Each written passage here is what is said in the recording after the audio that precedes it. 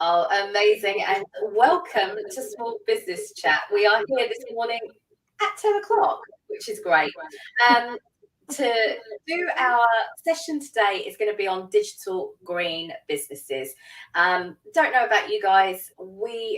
This is our chance to get a little bit geeky, and I love listening to Karen. If you haven't followed Karen before on her Eco Hub, your eco show, I absolutely love hearing the guests that are on there about how we can do better when it comes to our eco credentials, our way of working. Honestly, we always put the show notes ways of following each other, and can I just please bear in mind, like, do follow Karen and those amazing conversations that she has. But I'm delighted to bring her on this show so that we can talk about it in a little bit more detail. So just to start off, probably we're at different stages of the journey. Karen, you're so much more advanced when it comes to eco-conscious businesses, and I learned so much through you from Osmosis, the introductions that you're making on the show. I learned so much, so thank you first of all for that. But when you're someone like me that's probably reading all of those headlines and that doom and gloom about the impact of climate change, how the world was probably going to explode in a couple of years, how we're never going to go back, it can be quite daunting for us to try and do things that could possibly make a change. But what I love and that I find so encouraging is that you always show the small steps that can make an impact. So tell us more about digital green, because I would never have known this had it not been for you telling me, right, we need to switch servers, all of these elements to it. Tell me a little bit more about digital green business and how your work helps other business owners in that area. Okay, well, I think it's kind of one of those things that just seems a bit hidden that people don't think about. So people are like going, oh, okay, well, I'm, go away from fossil fuels and, move everything to online. So I'll stop traveling to a business meeting and I'll go and do Zoom instead.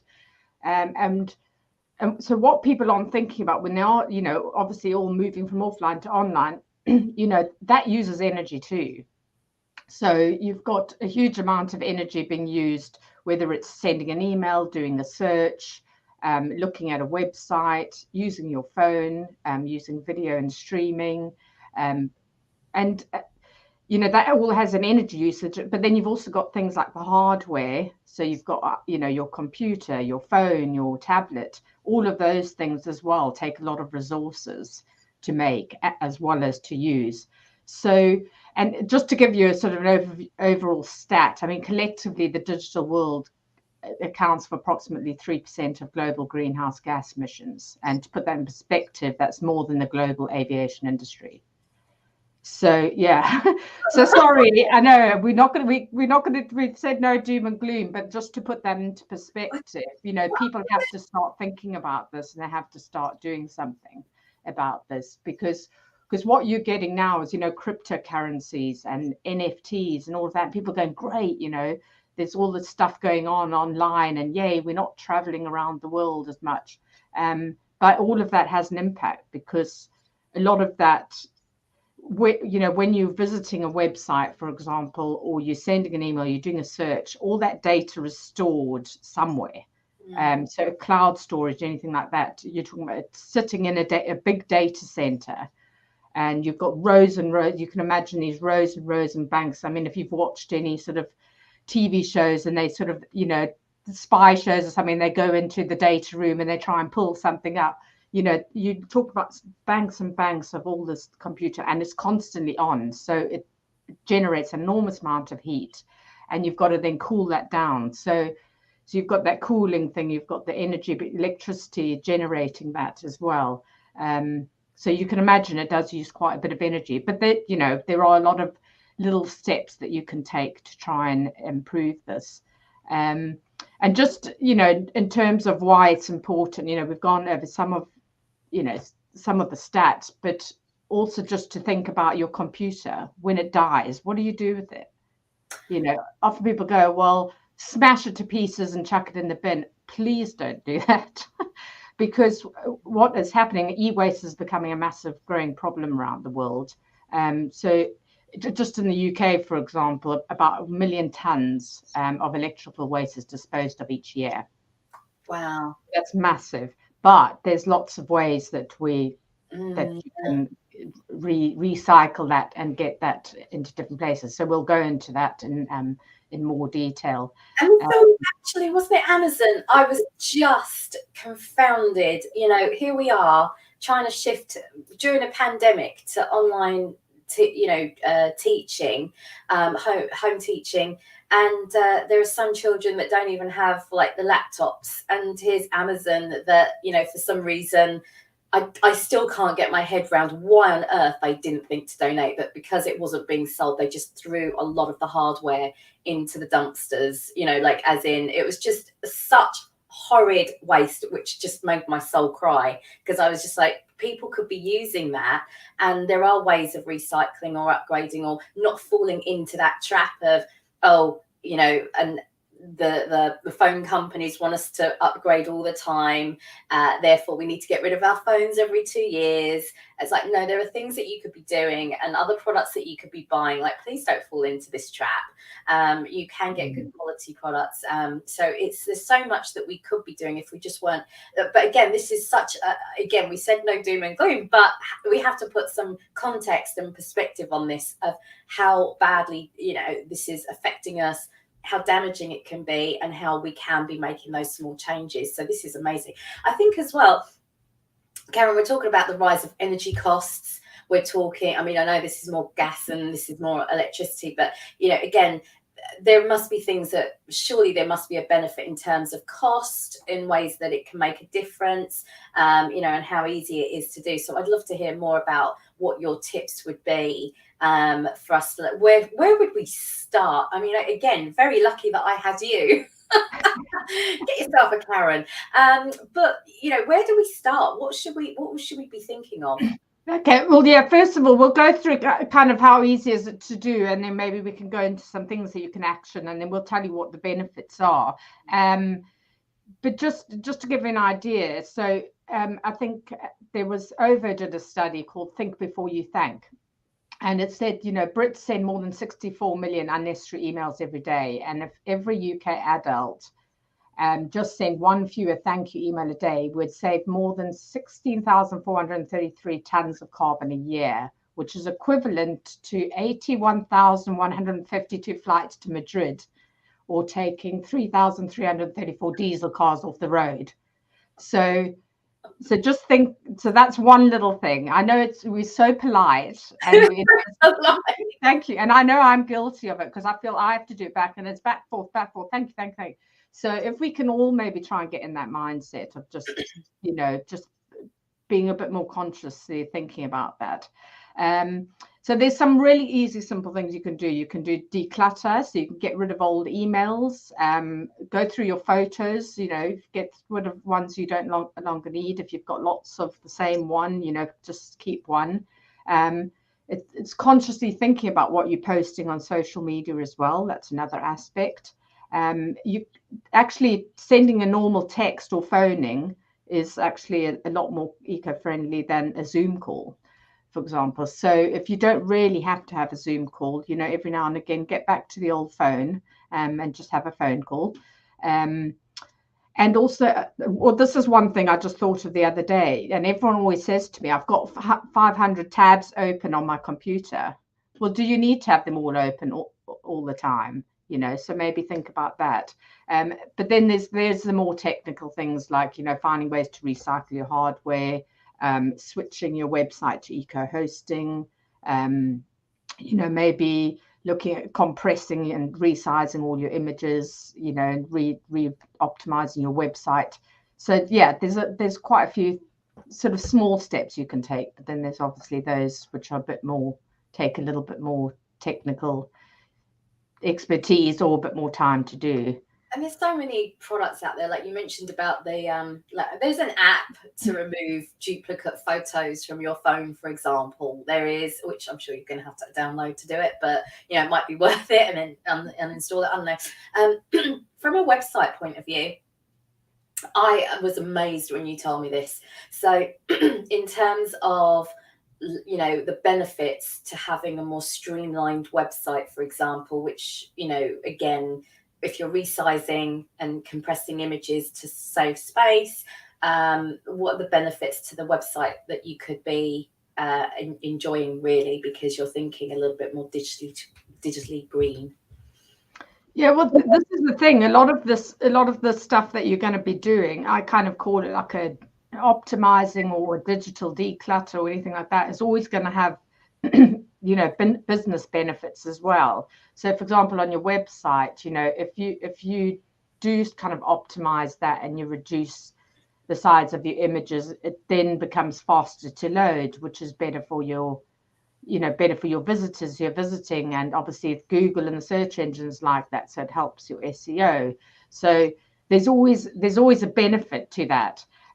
Also, if you're decluttering, or going through all your images and your files and everything like that, and you're sorting them out and you're making it more efficient and streamlining to then find things.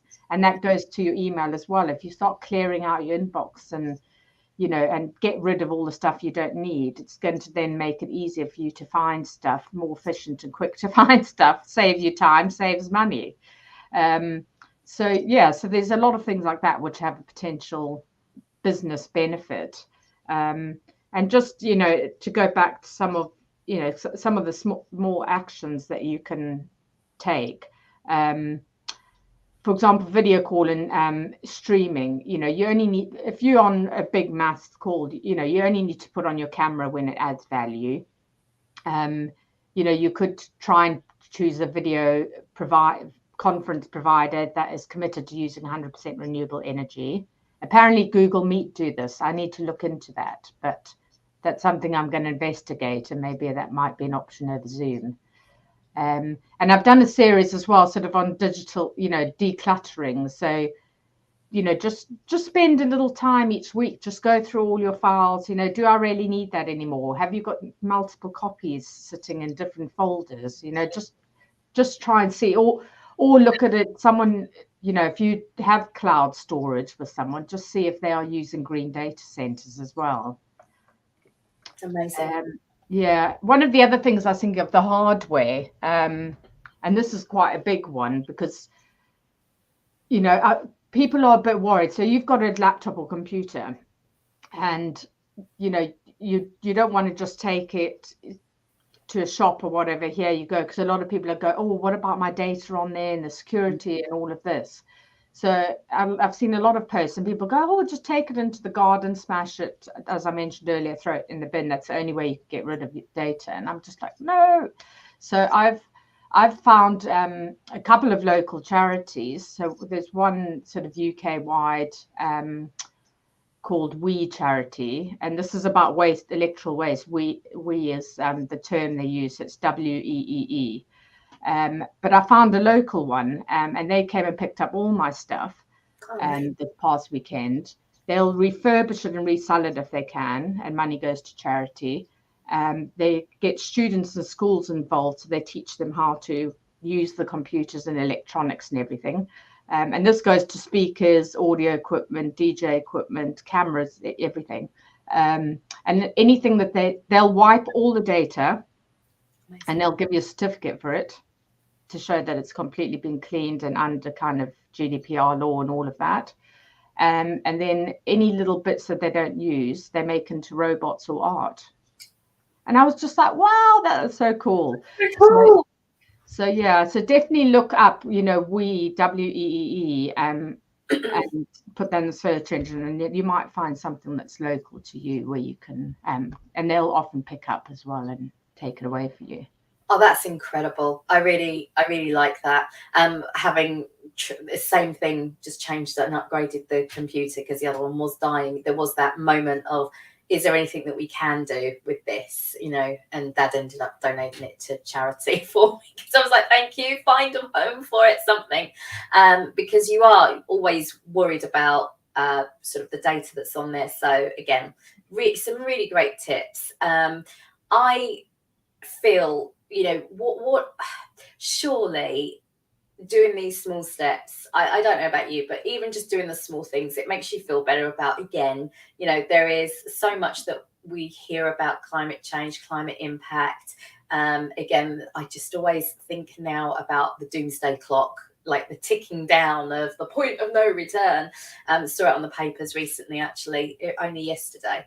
And so really just to take heart and go, there are things that you can be doing. That stat just will blow my mind now in terms of global aviation to digital impact of our businesses. To put that in context, sometimes I do wonder whether or not we're looking at the wrong things, we're putting focus on the wrong things. There is so much that we can be doing every day. And again, just by having that awareness and making those changes, I think it can make an impact. That's why we're here. That's what we're trying to do, is try and make our own impact on what we're doing. So thank you so much. This has been super helpful. Just again, you might not have even heard of digital green. This is a way of thinking about business that you might not have considered before. Please do reach out and contact Karen. I cannot stress enough how awesome her shows are. I learn about new things all the time. I think one of the, we both went to an event yesterday, Great One Digital Circus Live, by the way. And I think the question of business cards came up, and already I'm sitting there thinking, I must find a green alternative. And somebody had said about like stamps, you know, I thought, oh my God, this is just perfect. So we're all, you know, there's an amazing community out there that is coming up with, you know, they are coming up with alternatives. It's just sometimes about asking, isn't it, rather than just, oh, I wish that was you know, around, and then definitely. And I think and a lot of these things can save you money. You know, I bought like refurbished computers which cost a fraction of a new computer. You know, if I reduce my cloud storage, I'm paying less each month.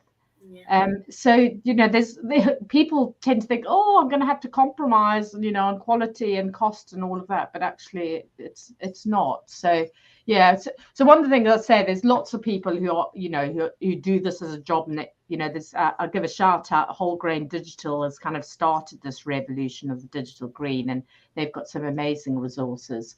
And there's a thing called sustainable web design and sustainable web and all of that. And one of the things in my newsletter that I send out, not every week, but every couple of weeks, I send out one of these, like a green digital challenge. And we cover each of these aspects in a bit more detail. So if people want to follow, they can sign up for that. Brilliant. Thank you so much.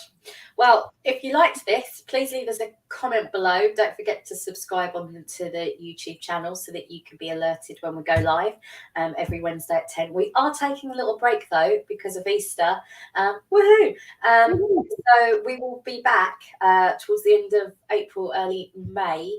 But thank you so much. Please leave comments. We'll reply. We've always got the list of information of how to find out more in the show notes. And so, yeah, we will catch up with you soon. Take care, and don't forget those little steps do make a difference. Take care.